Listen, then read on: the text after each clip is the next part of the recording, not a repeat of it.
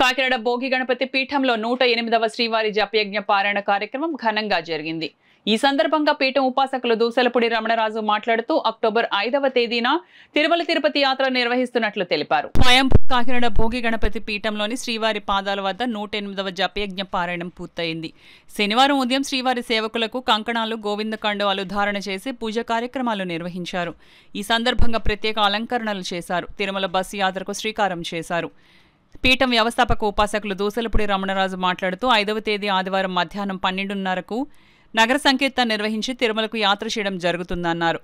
విజయవాడ కనకదుర్గను దర్శించి శ్రీకాళహస్తిలో జ్ఞానప్రసూనంబ, శ్రీకాళహస్తీశ్వరిని, పాతాళ గణపతిని, భక్త కన్నప్పను దర్శించి తిరుమలలో బస చేస్తామని తెలిపారు. 10వ తేదీ శుక్రవారం రాత్రి కోళ్ల సంబరం, 11వ శనివారం బ్రహ్మి ముహూర్త సుప్రభాత వేళలో పల్లకీ సేవ, శ్రీ శ్రీదేవి భూదేవి సమేత శ్రీ వెంకటేశ్వర స్వామివారి దివ్య కళ్యాణ ఉత్సవం, దంపతులకు పంక్తి భోజనాలు ఏర్పాటుతో 3000 మందికి భారీ అన్న సంతర్పణ నిర్వహణ జరుగుతుందని తెలియజేశారు. భోగి గణపతి పంచలోహాల తాపడంతో కాంస్య కవచ యజ్ఞం జరిగిన సందర్భంగా తిరుమల పాదయాత్రతో 108 శనివారాల పాటు 2.5 ఏళ్లుగా శ్రీవారి పాద పూజ నిర్వహించి శ్రీవారి కళ్యాణం, అన్న సంతర్పణ జరుపుతున్నామని తెలిపారు.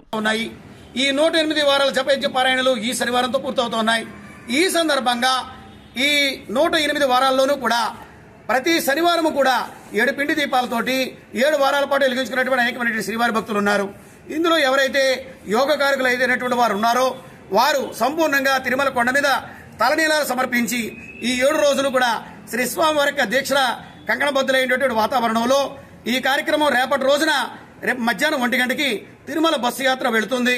ఆ విధంగా కనకదుర్గ అమ్మవారిని, శ్రీ జ్ఞానప్రసూనాంబ సమేత శ్రీకాళహస్తీశ్వర స్వామిని, అదేవిధంగా పాతాళ గణపతి స్వామివారిని, భక్త కన్నప్పని దర్శించుకుని ఆనంద నిలయంలో శ్రీ వెంకటేశ్వర స్వామి వారిని తలనీలాలు సమర్పించుకున్న తర్వాత వారిని దర్శించుకుని అక్కడి నుంచి నేరుగా భోగి గణపతి పీఠానికి వచ్చి ఈ నెల 10వ తారీఖు రాత్రి 10 గంటల నుంచి 1 గంట వరకు కోల సంబరాన్ని, అదేవిధంగా తెల్లవారితే శనివారం నాడు బ్రాహ్మీ ముహూర్తంలో 3:30 గంటలకి శ్రీ శ్రీదేవి భూదేవి సమేత శ్రీ వెంకటేశ్వర స్వామి వారి యొక్క దివ్యమంగళ విగ్రహాలతో నగర సంకీర్తన, అదేవిధంగా శ్రీ స్వామి వారి యొక్క దివ్య కళ్యాణ ఉత్సవము, అదేవిధంగా మధ్యాహ్నం భారీ అన్న సంతర్పణ కార్యక్రమాలతోటి ఈ యొక్క కార్యక్రమాలన్నీ కూడా సుప్రదంగా, జయప్రదంగా, మంగళకరంగా పూర్తి అయ్యేటువంటి అవకాశం స్వామివారు ఇచ్చారు.